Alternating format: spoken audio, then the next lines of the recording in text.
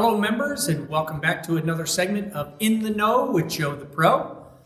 We have a very cool congratulations going on. First time for my 43 years in the golf industry. I'd like to congratulate Steve Bell for his hole-in-one on Tuesday, October 24th.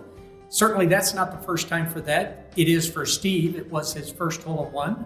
But 4 days later, on October 28th, he had his second hole-in-one.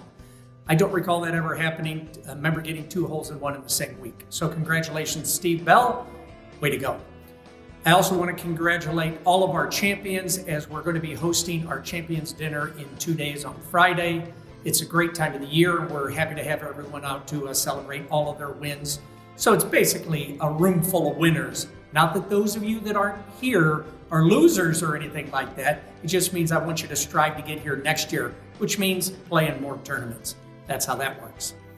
So also, we are now officially going into our winter season. We had our first frost delay yesterday.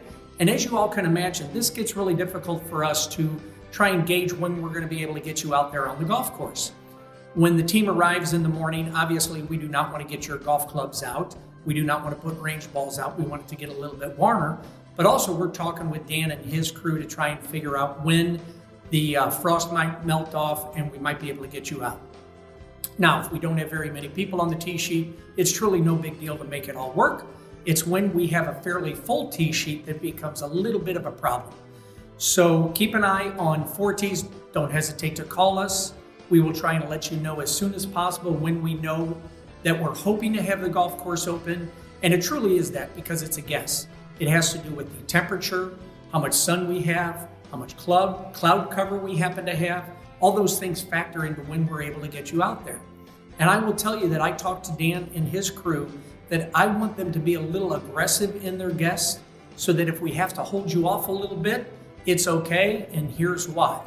Because if they tell me that they can get the golf course open at 10:30 and all of a sudden I hear from them at 9:45 and they say, okay, we can now go at 10, it's too late. I've already let all the members know and they're planning on getting here a little later. So I will ask them to be a little aggressive, and if we have to hold you off, keep that in mind when you're coming out here. We may ask you to go over and get yourself a breakfast sandwich from the halfway house. They are fantastic, by the way. So that's how that goes. Obviously, also at this time of the year, we go to cart path only. Dan and his crew will try and get us out onto the course for handicap flag individuals who really have a difficult time playing golf without being able to access the fairways. So we'll do that from time to time. And every day is a new day with us. We never know what it's going to be like the next day. Obviously, I will always try to have the range open for you because we're hitting off of the mat, so no worries there. So just play along with us as we're trying to figure this frost delays out that we get every day. It's also a lot nicer in the day if you want to hold off a little bit, but we understand everybody has busy schedules and they might want to get out there a little sooner than later. That also brings me to the freeze thaw. Now, once our ground starts getting frozen kind of on a permanent basis, this is where it gets a little tricky. If we get a real warm stretch of days where it might hit 70, which happens every year for a very small stretch, it's a little frustrating, I realize, for the members to not be able to get out there on maybe that first really warm day. And here's why we can't get you out there. The ground is frozen. As it starts to thaw, when that top layer is thawed, that's when the greens are most susceptible to when the ball lands on it, it's going to peel the top layer right off.